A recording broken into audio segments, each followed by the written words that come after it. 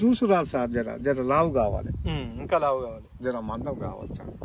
Juice తక్కువ వెళ్తుంది, పలుచగా ఉంటుంది అన్నమాట. అట్లా అది అప్పుడు మొదలు పెట్టినప్పుడు మట్ట ఇంత పొడుగు సార్, ఇంత పొడుగు ఈ తేళ్ల పట్టదు ఆ మట్ట, అంత పొడుగుండే అంత నడవరాకపోయింది. బీడు అయ్యి ఇప్పుడు గడ్డి పడి ఇక జీర్ర పారిపోయింది. అంటే ఇప్పుడు జ్యూస్ బండ్ల మీద ఆధారపడి పంటను సాగు చేస్తే లాభాలు వచ్చే అవకాశం ఉన్నది కదా. అంటే మీరు స్టార్ట్ చేసిన కానీ జ్యూస్ బండిలేనా? మొదలు కంపెనీ అని ఒక బోకర్ వచ్చింది, కానీ వాడు ఎక్కడ పోయిందో కంపెనీ బంద్ అయిపోయింది అన్నాడు. ఎక్కడ పోయిందో తెలియదు కథ. ఇక అది పోయింది. అప్పుడు 3 రూపాయలకు పోసి అప్పుడు కంపెనీలు లేవు.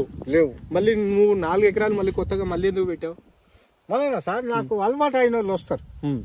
ఇప్పుడు నాకు 10 మంది దాకా నా మీద ఆధారపడి ఇప్పుడు వాళ్ళు వస్తారు, వాళ్ళ గిరాకీ దెబ్బతింటారు.